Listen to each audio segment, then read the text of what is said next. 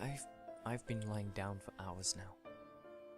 It's 5:35 AM and there's not much I can do. You know what the worst part about my situation is?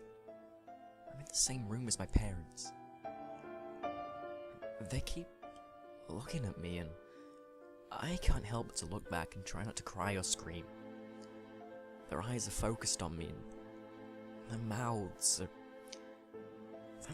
wide open. There's a strong scent of blood and I feel paralyzed with fear. Here's the thing. The second I make any hint that I'm not asleep anymore, I'm completely fucked. I will die and there's nobody around to save me. I've been trying to think of a way out, but the only idea I have is to rush for the front door and scream for help, hoping any neighbours hear me.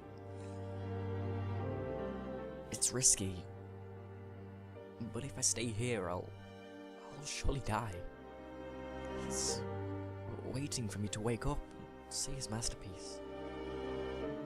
Okay, so you're probably wondering what's going on.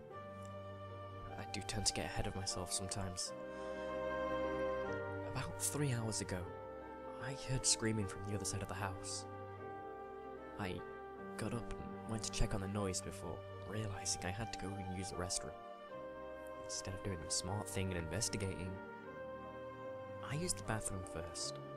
I could have gotten myself killed right then for my stupid actions. I did my business and took a peek outside the bathroom. There was blood on the carpet. I got very worried and ran back to my room, hiding under the sheets like the pussy I was. I tried to convince myself to go back to sleep, that it was all just some really vivid dream or something. Then I heard my bedroom door open, and like the terrified child I was, I peeked out from under my blankets to see what was going on. I could see something dragging my dead parents into the room. It wasn't human, I can tell you that. It was hairless, with no eyes or clothing, and looked like a caveman, with his back slouched as it dragged my parents. But this thing, it was so much smarter than any caveman. It was aware of what it was doing. It propped up my dad on the edge of my bed and made him face me.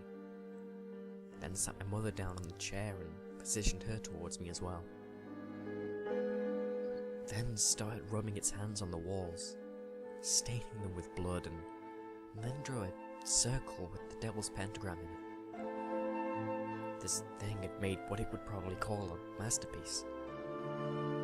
To finish it off, it scribbled a message into the wall. I couldn't read it in the darkness. Then positioned itself under my bed waiting to strike. The scariest thing now is my eyes have adjusted to the darkness since then. I can read the message on the wall. I don't want to look at it because it's terrifying to think about, but I feel the need to see before I'm killed. I peek at the creature's masterpiece. I know you're awake.